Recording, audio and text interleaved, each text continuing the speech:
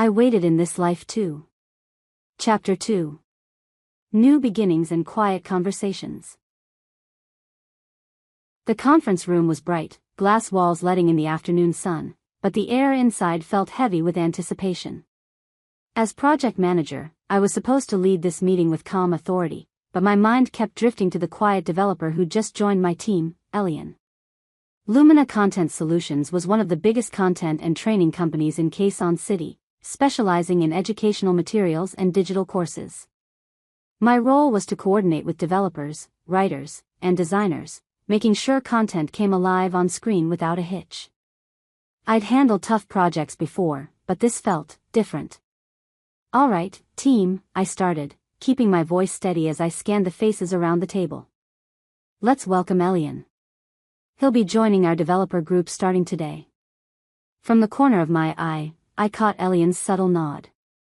Tall, quiet, his brown eyes calm but sharp, like he was already observing everything carefully. The same eyes I'd seen in that dream. The same ones that made my heart skip. Then, without thinking, I whispered to myself, barely audible, "Shit." Someone near me caught it and gave a smirk, but I quickly masked my embarrassment with a polite smile. "Sorry," I said softly, "just means I'm excited." Elián's lips twitched in a faint smile, but he didn't say anything. The meeting moved on. We went over deadlines, project specs, and timelines for the latest training module Lumina was developing for a government client. I explained how my team worked closely with developers to ensure content was engaging yet accurate. Elián sat mostly silent, but when he spoke, his voice was low and sure. "I reviewed the specs last night," he said. "I think we can optimize the code to improve loading times." "Nice," I said, surprised and impressed. That'd be a huge help. Even in that moment, my mind wandered. How had fate thrown this quiet, capable man into my life like this? And why did I feel like I was still chasing a shadow from a dream? Later that day, back at my desk, I was buried in documents and project timelines when I noticed Elián quietly approaching with a small cup of coffee. "Hey, Mara," he said softly, holding out the coffee like a peace offering. "Thought you might need this." Surprised, I blinked up at him. "Oh, wow. Thanks." He shrugged lightly. "I saw you've been working late the past few days. If you need help with anything, just ask." His voice was gentle, without any pressure, just sincere concern. I felt a warmth spread through me. "That's really kind of you. I might take you up on that." He smiled, shy but genuine. "No problem. We're a team, after all." The small gesture made my chest tighten in a way I didn't expect. Here was this man, quiet and steady, showing kindness without fanfare. And I was suddenly aware of how much I wanted to let someone in again. As Elián walked back to his desk, I found myself watching the way the light caught his hair, the way he moved with a calm confidence. It was the same feeling I'd had in the elevator, that strange pull, like a memory waking up inside me. Later, my phone buzzed with a new message from him, but not from the account I'd messaged before. This one had a different username, unfamiliar. I typed back quickly, "Is this your main account?" "Not really," he replied simply. "That one's a dummy I use for gaming. Here's the real one." I smiled as I added him. It felt like he was letting me past the surface, bit by bit. Days passed. Our exchanges were still short and sometimes awkward, but there was a quiet rhythm to it. The team moved forward with the project, and every so often, Elián would drop small, helpful suggestions or check in on me with a quick message. One afternoon, as we waited for a meeting to start, he glanced at me and said quietly, "You look tired." I shrugged, trying to play it cool. "Long day." He hesitated, then said, "You should take a break sometimes." That simple concern made my chest tighten. Maybe, just maybe, this quiet developer was becoming more than just a coworker.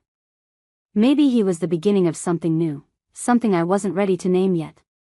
The office finally emptied out, the hum of computers giving way to the soft shuffle of late workers packing up.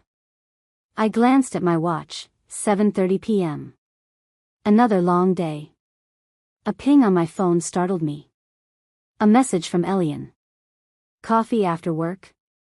There's a place halfway between our offices. I stared at the screen, heart skipping. Was this really happening?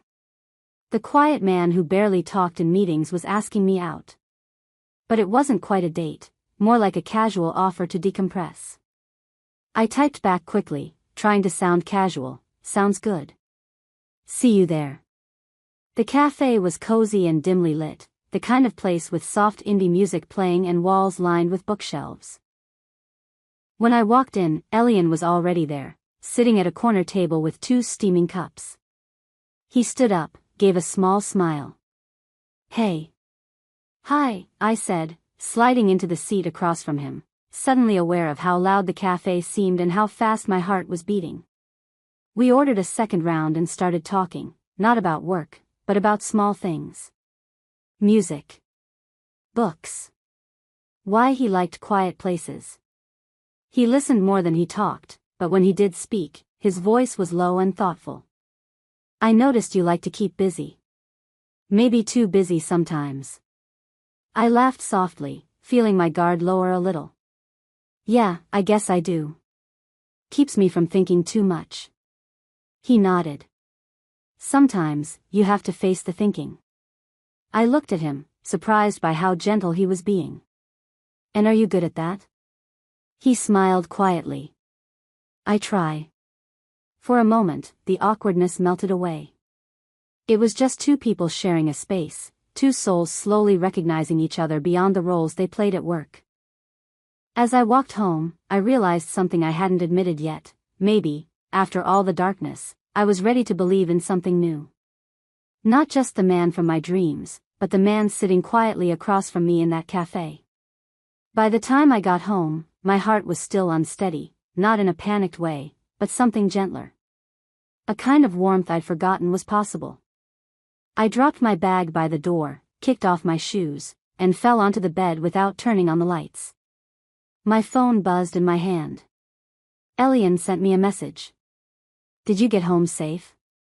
I smiled at the screen, fingers tapping without hesitation. Yeah. You? Elián replied back. Just got in. Thanks for the coffee. That place wasn't too crowded. You okay? I responded with. Yeah. I liked it. Thanks for inviting me. There was a pause. Then his reply. You seemed tired earlier. Just, take care of yourself, okay? I stared at that last message a little longer than I should have. So simple. But the way it softened something inside me, like someone had finally noticed. I said. Thanks, Elián. You too. Rest well. Elián ended our conversation with. Good night, Mara. I didn't reply. I just locked my phone and lay there with a quiet smile on my lips. That night, I dreamed again. The room was dim, lit only by golden candlelight. Velvet curtains swayed with the wind, and the air smelled like wood smoke and rain. I stood in the middle of a chamber, dressed in something heavy and old, not mine, but familiar. And then I saw him. The same man from before. My dream man. The stranger who had danced with me, whose touch I remembered before I even knew his name. He stood by the door, looking older than last time. Sadder, maybe. But his eyes, those same storm-touched brown eyes, held mine like they'd been waiting through centuries. You found me at last, he said softly. My heart tightened. I tried to step forward, to speak, to ask what this meant, but something in me already knew. His expression shifted, filled with a kind of bittersweet peace. This time, it may not last long. No, I whispered. No. Don't say that. He smiled, the smile I remembered, the one that once felt like home. But still, you found me. I woke up with tears in my eyes.